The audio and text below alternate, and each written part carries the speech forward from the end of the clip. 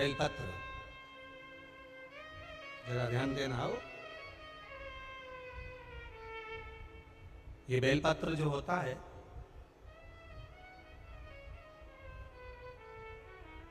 इस बेलपत्र पर कभी कभी आपने देखा होगा कि कई लोग बीच वाले पत्ते पर चंदन लगा देते हैं। ये जो बीच का पत्ता होता है, इस पर लोग चंदन लगा देते हैं। शिव महापुराण की कथा कहती है, अगर भूलवश भी अनायास आपके पास बेलपत्र भी नहीं है, शिव जी का चढ़ा हुआ बेलपत्र भी अगर आपने उठा लिया और उठाकर उस बीच वाले पत्ते पर एक चावल का दाना रखकर भी आप भगवान भोलेनाथ को समर्पित कर रहे हो, तो ये समझ लेना कि तुमने महीना, 2 महीना, 4 महीना, 6 महीना, 8 महीने में, हम तो हमेशा कहते आए हैं, आज फिर कर रहे हैं, 1 महीना पूरा हो जाए जल चढ़ाते, 2 महीना पूरा हो जाए जल चढ़ाते, 3 महीना पूरा हो जाए, 4 महीने पूरे हो गए, 6 महीने पूरे हो गए, या आपका साल भर पूरा हो गया, प्रयास करा करो, एक बीच वाले पत्ते पर एक चावल का दाना रखकर शिव जी को समर्पित करना। क्यों? जो तुमने पूर्व में जल चढ़ाया है, वो चावल का दाना अक्षय, उसको अक्षत माना जाता है, अक्षय माना जाता है। मतलब तुमने अभी तक जो जल समर्पित करा है वो कभी समाप्त नहीं हो सकता, उसका पुण्य तुम्हारे खाते में चले गया, अब तुम उसको किसी को भी प्रदान कर सकते।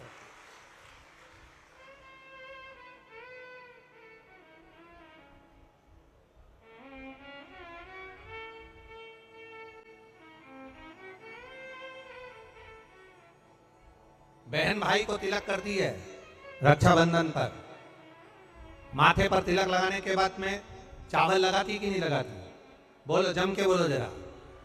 लगाती है? बोलते जाओ जरा। लगाती है, ठीक है। मंदिर में आप पूजन कर रहे हो, घर में कोई अनुष्ठान कर रहे हो, पंडित जी तुम्हारे मस्तक पर तिलक करते हैं तो चावल लगाते कि नहीं लगाते? बोलो बोलो, जम के बोलो। लगाते। तुम्हारे घर में शादी ब्याह होता है तो तिलक करा जाता है तो चावल लगाया जाता कि नहीं लगाया जाता?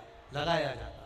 सब समय पर चावल, मस्तक पर कंकु का तिलक, चंदन का तिलक, जो भी तिलक तुम्हारे मस्तक पर लगा है, कोई अगर लगाएगा शुभ कार्य में तो चावल जरूर लगाएगा। बस एक कार्य ऐसा होता है जिस समय पर मस्तक पर तिलक करा जाता है पर चावल नहीं लगाया जाता।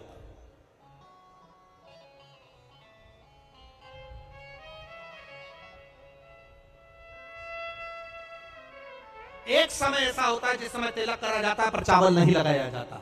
चावल का मतलब है अक्षय, मतलब बार बार भगवान ऐसा मौका लाए, बार बार भगवान ऐसी कृपा करे कि तुम ऐसा अनुष्ठान करते रहो, पुण्य करते रहो, सत्कर्म करते रहो, 16 सोमवार के व्रत करते रहो, चतुर्थी के व्रत करते रहो, तुम छठ की पूजन करते रहो, तीज का व्रत करते रहो, सोमवार का व्रत करते रहो, तुम्हारे घर में हमेशा ऐसे शुभ कार्य होते रहे। केवल अक्षय, अक्षत एक जगह पर नहीं लगाया जाता। कब नहीं लगाते अक्षत को? मस्तक पर तिलक करते समय अक्षत कब नहीं लगाया जाता? केवल एक समय पर। कब? जब घर में कोई शांत हो जाता है, और शांत होने के बाद जब मस्तक पर पगड़ी का क्रम होता है, उस पगड़ी के क्रम पर तिलक तो लगाया जाता है पर चावल नहीं लगाया जाता। भगवान से प्रार्थना करते हैं ये बार बार मौका मत देना, जो हो गया उसको समाप्त, ऐसा मौका बार बार ना दीजिएगा। हाँ, पगड़ी पर से उठ गए, अच्छा काम करने के लिए मंदिर जा रहे हो, स्थान छोड़ने के बाद अब तिलक लगाओ, उसमें चावल ढेर सारा लगाओ, कोई मना नहीं। पर अक्षय, उस अक्षत की महत्वता को समझना कि उसको बारंबार प्राप्ति ना हो, ऐसे कार्य की प्राप्ति ना हो, अच्छे कार्य की प्राप्ति, श्रेष्ठ कार्य की प्राप्ति, शुभ कार्य की प्राप्ति। अगर मौका मिले तो एक बार भविष्य पुराण, और एक बार मौका मिले तो कूर्म पुराण, और एक बार मौका मिल जाए तो नंदी पुराण, ये 3 पुराणों का स्मरण करना, इसमें आपको अक्षत की महत्वता प्राप्त हो।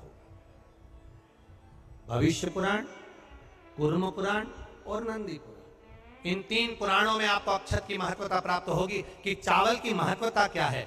एक चावल का दाना जब अशोक सुंदरी वाली जगह पर चढ़ाया जाता है, एक चावल का दाना अशोक सुंदरी वाली जगह पर चढ़ाया जाता है। हम माताओं से हमेशा कहते हुए आए हैं, आज फिर निवेदन करेंगे, जिस माता के गर्भाशय में गांठ हो गई हो, जिस माता के गर्भाशय में गठान पड़ गई हो, एक पत्र आया उसको भी ध्यान, फिर इसका वर्णन बताते हैं।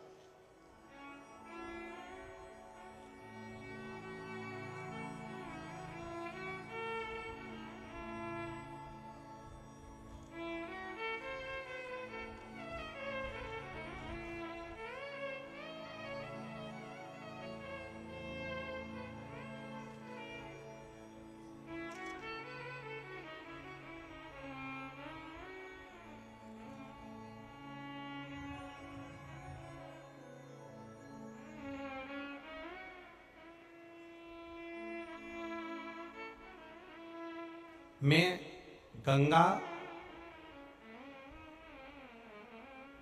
बरोसिया प्रीतनगर भोपाल से हूं। कहीं बैठी हो तो हाथ हिला सकती है। मैं गंगा बरोसिया प्रीतनगर भोपाल से हूं। एक चावल का दाना और 1 लोटा जल, एक बेलपत्र का महत्व क्या है, इस पत्र को आप लोग टीवी चैनल के माध्यम से, रेडियो पर भी पढ़ सकते हैं। हम जो पत्र पढ़ते हैं वो आप भी अपने आनंद के साथ उस पत्र को पढ़िए। मेरे पति को एक गांठ हो गई, उस गठान का ऑपरेशन डॉक्टर ने बोला, और गांठ इतनी विचित्र थी कि उठने बैठने में भी आफत कर रही थी। तब शिव जी पर एक चावल का दाना समर्पित करना, एक बेलपत्र समर्पित करना प्रारंभ करा। शिव जी पे चढ़ा हुआ जल पीना प्रारंभ करा। सीहोर गए, वहां से रुद्राक्ष लाए, उस रुद्राक्ष का जल शंकर भगवान को चढ़ाना प्रारंभ करा। जिन डॉक्टरों ने ऑपरेशन का कहा था, 22 दिन के बाद हम उनको चेक कराने के लिए गए तो गठान गल चुकी थी। एक चावल का दाना हमारे सुख का अनुभव करा देता। अगला वर्णन उन्होंने लिखा, गुरुजी बाबा ने एक कृपा तो करी, साथ में मेरे बच्चे के हाथ में सफेद दाग हो गया। तो सफेद दाग हो गया तो हमने डॉक्टरों का इलाज करवाना प्रारंभ करा, आयुर्वेदिक दवाई भी ली, पर वो दाग समाप्त नहीं हो रहा था।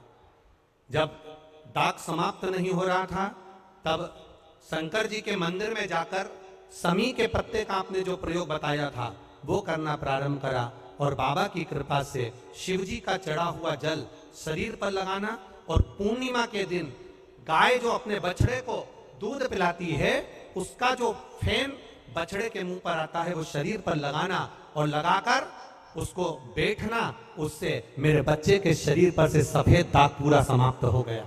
ये शिव तत्व, ये शंकर।